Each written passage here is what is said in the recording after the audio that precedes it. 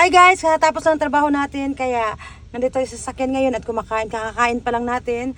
At may papakinig akong kanta ko na kinumpos na para sa mga pamilya dyan sa Pilipinas, no, na ang akala nila ang sarap-sarap ng buhay natin dito sa abroad at hindi nila alam kung ano ang ating mga naranasan dito at napagdadaanan.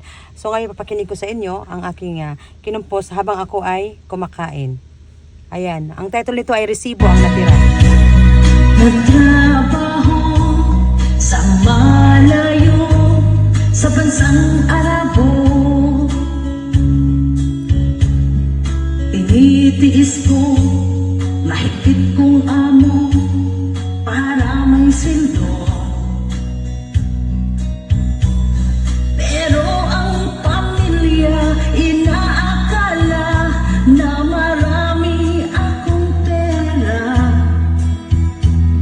Panay hingin lang, bulsa ko'y butas na, resibo na tira, matatapos na ang kontrata. Uwing tulang na, dahil walang pera na at pinadala. Kahit pasalubong, kahit man ng sabon, kahit tsokolate, sapatos at perfume. Kaya ako ngayon'y kawawa, hindi man lang ako natira.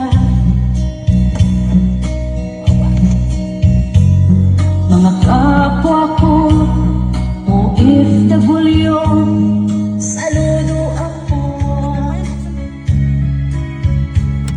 Mahirap man ang kalagayan, sakit ang silangan. Pagod sa trabaho, stress pa sa amo ko, boss, kinakain ko. Nagsakripisyo para may suldong ipadala sa inyo. Kaya naman pamilya ko, magtipid tayo. Napapagod din ako, wag sanang magtampo. Sana maintindihan aking kalagayan. Pilit nilabanan ating kahirapan.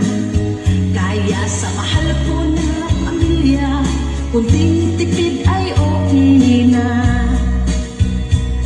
Matatapos na ang kontrata, uwing tulala, dahil walang pera, lahat pinadala.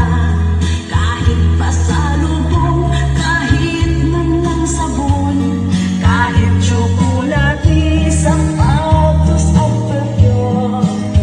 Kaya ako ngayon'y kawawa, hindi man lang ako natira. Welcome back mga Ayun, listen learn po yon sa mga OFW, dapat magtira talaga. Alam mo yung kanta na yun, ako din po yung natatamaan. Kaya hanggang ngayon ay hindi pa po ako nakauwi-uwi. Matagal na tapos ang kontrata ko, pero sawa ng Diyos ay maayos naman yung kalagayan ko dito. Pero gusto ko na umuwi, kaso nga lang, 'di ba? Tayo yung breadwinner, so kailangan nating magsumikap pa. So ayun lang, sana nagustuhan nyo. Bye.